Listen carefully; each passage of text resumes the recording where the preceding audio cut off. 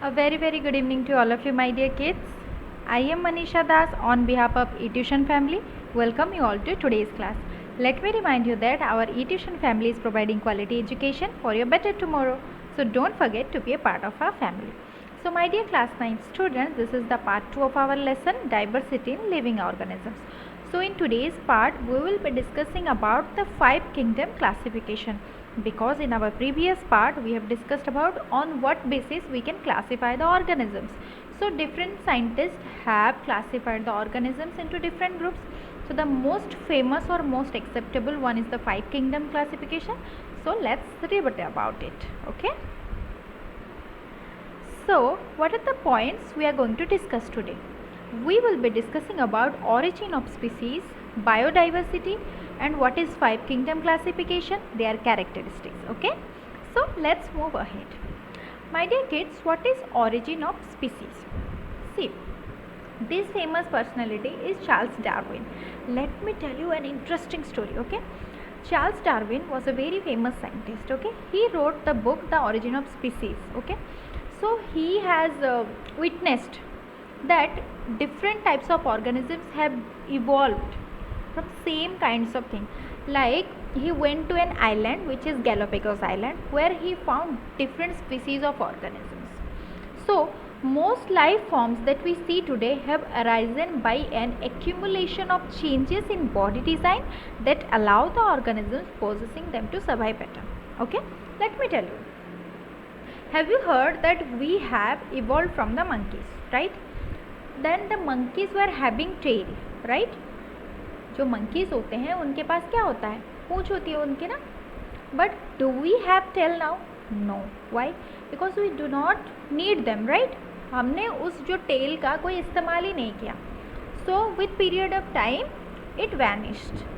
So this statement states that most life forms that we see today have arisen by an accumulation of changes. तो जैसे कि body के design के changes की वजह से ही there are different types of organisms, okay, and which help them to survive better. और वो क्या environment के साथ they can cope up, they can adjust with the environment by which they survive. It means those who better adjust in the environment, they will survive better. Charles Darwin first described this idea of evolution in 1859 in his book The Origin of Species. So this is the famous book written by Charles Darwin. Okay, so he has described this idea of evolution, that is natural selection. The nature will select the best one which will adjust with the nature. ऐसे भी आपने देखा होगा. So in desert areas, what kind of organisms live? The organisms which can live in the scarcity of water, यानी कि ऐसे organisms रहते हैं जो कम पानी में रह सकते हैं. ऐसे प्लांट्स होते हैं जो कम पानी में एडजस्ट कर सकते हैं. क्या वहाँ पे जो हमारे बरगद के पेड़ या फिर neem tree, can they live there? No, because they need lot of water.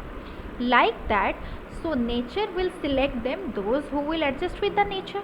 Okay, so let me tell you one interesting story. Okay, It was observed that before the time of industrialization, industrial period से पहले white colour के moth बहुत ज़्यादा पाए जाते थे. Okay, and see after industrial period black colour के moth ज़्यादा पाए जाते थे. Why? Because before industrial period वहाँ पे पॉल्यूशन ज़्यादा नहीं था. तो क्या था, ट्री के जो बार्क्स होते हैं, बार्क ऑफ द ट्री वो आर वाइट इन कलर. तो मॉथ्स जो थे वाइट कलर के, वो उसके साथ क्या कर देते, कैमोफ्लेज, यानी कि जो ट्री के बार्क वाइट कलर के साथ वाइट कलर के मॉथ उसके साथ ऐसे घुल मिल जाते थे, the birds were not able to find them. तो ब्लैक कलर मॉथ को तो जल्दी से पहचान लेते थे, so the birds use to eat them. But after industrialisation environment में चेंज हुआ, so the environment will help them, those who will adjust to it. तो क्या हुआ, ड्यू टू पॉल्यूशन जो बार्क थे ट्री के वो सारे ब्लैक हो गए. तो जो ब्लैक कलर के मॉथ्स थे अब वो एडजस्ट करने लगे, क्योंकि ब्लैक ब्लैक वो मिक्स हो गए. तो अभी कौन दिखाई देने लगे, white colour. And the birds were easily they caught those white colour moths, और उनके नंबर कम हो गए. इससे हमें ये पता चलता है, by this incident we can see that the nature help those species which will adjust to it, so the superior will survive better. Okay, then those in the first group are frequently referred to as primitive. जो पुराने organisms थे जिनसे हम अभी evolve हुए हैं। जो पुराने ऑर्गेनिजम्स तो फर्स्ट ग्रुप के थे उनको हम क्या बोलते हैं, they were called as primitive और lower organisms, okay. While those in the second group यानी कि we the modern one, we are called as advanced और हायर ऑर्गेनिज्म। जो पहले आए उन्हें प्रिमिटिव और लोअर ऑर्गेनिजम्स बोला जाता है। After that we developed and we are called as the new organisms are called as advanced and higher organisms. Then since there is a possibility that complexity in design will increase over evolutionary time, धीरे धीरे with the period of time the complexity increased, right? पहले क्या बने, single cellular यानी कि unicellular. After that the complexity increased and we developed a multicellular body. After that developed organ system, right? Yes. And it may not be wrong to say that older organisms are simpler while younger organisms are more complex, right? As we have studied that पहले क्या unicellular organisms आए तो उनकी body, the older organisms were very much simple, but while we the advanced one were very much complex, but because we have different organ system and a complex body design. समझ में आया? Understood? Yes. Now moving to the next, what is biodiversity? Bio means life, okay. Diversity means different forms of life. So we have seen that different forms of life are found on this earth, okay. So biodiversity means the diversity of life forms, यानी कि the जिंदगी जो जिंदा है animals के different varieties. It is a word commonly used to refer to the variety of life form. जितने भी different type के life forms हम देख रहे हैं on this particular earth is called as biodiversity. Diverse life forms share the environment. हमारे environment में we see different kinds of life forms and are affected by each other too. They are interdependent, yes or no? Maybe directly or indirectly. As a result, a stable community of different species come into existence. So with the proper interaction, continuous interaction, we made a population, right? Yes. Humans have played their own part in recent times in changing the balance of such communities, but we humans have imbalanced the communities. Of course the diversity in such communities affected by particular characteristics of land. So in biodiversity we also we depend, okay, these life forms also depend on the abiotic components like land, water, climate and so on. A rough estimate states that there are about 10 million species on earth. Can you believe, my dear kids, on earth there are 10 million species of the, okay, on the planet, although we actually know only 1 or 2 million of them, but some are undiscoverable. It means they are unidentified. We don't know actually. We actually know only 1 or 2 million. And the warm and humid tropical region of the earth between the Tropic of Cancer, it means normal temperature, the Tropic of Capricorn are rich in diversity of plant, of mega diversity, plant and animal life. So Tropic of Cancer and Tropic of Capricorn के बीच में, in the middle portion, the between portion, there is a large variety of plants and animals, which is called as mega diversity. Mega means very much large. So we can see there mega biodiversity, which is called as mega diversity. And of the biodiversity on the planet, more than half is concentrated in a few countries. So more than half is concentrated in which countries? Brazil, Colombia, Ecuador, Peru, Mexico, Zaire, Madagascar, Australia, China, India and Indonesia and Malaysia. So we are also among them, right? So we have different varieties of plants and animals. Now next is the hierarchy of classification of groups. So today we are going to see how these scientists have classified. Biologists such as Ernst Haeckel in 1894, Robert Whittaker 1969 and Carl Woese in 1977 has tried to classify all living organisms into broad categories. So they decided that till how many time, okay, till how long we are going to study about this like that. So they decided to group them, they decided to arrange them or put them into certain group which are called as kingdoms, okay. They have their own Raj, kingdoms, right? And the classification Whittaker proposed was 5 kingdom class. How many? 5 kingdom classification. What were they? Monera, Protista, fungi and plantae and animalia, and is wisely used, okay. So many people actually accepted it. These groups are formed on the basis of their cell structure. As we have discussed, from the basic level we have to see or we have to study the differences and similarities. So it is on the basis of their cell structure, mode and source of nutrition and body organization, right? So the modification was introduced by dividing the Monera into Archaebacteria or Archaea and Eubacteria or bacteria is also in use. So after that, Woos again divided the Monera part into two types, which is Archaebacteria or Archaea and Eubacteria, bacteria, which we will discuss later. So mainly 5 kingdom classification proposed by W.H. Whitaker, which is Monera, Protista, Fungi, Plantae and Animalia. So now see, all living organisms, they are present on this earth. They are divided into 5 broad categories: Monera, Protista, Fungi, Plantae and Animalia. Okay. Next is see. So now we'll have a vision. Prokaryotic, okay, and eukaryotic. We know that organisms are divided into certain characters. Prokaryotes and eukaryotes. Pro means older organisms. They are called as Monera. Eukaryotes, newer developed one. And in eukaryotes we have unicellular and multicellular, because prokaryotes are unicellular. So in unicellular, Protista is there, but in multicellular we have again broader categories, with cell wall or without cell wall. Without cell wall is Animalia, it means all the animals. And with cell wall we have Plantae and Fungi.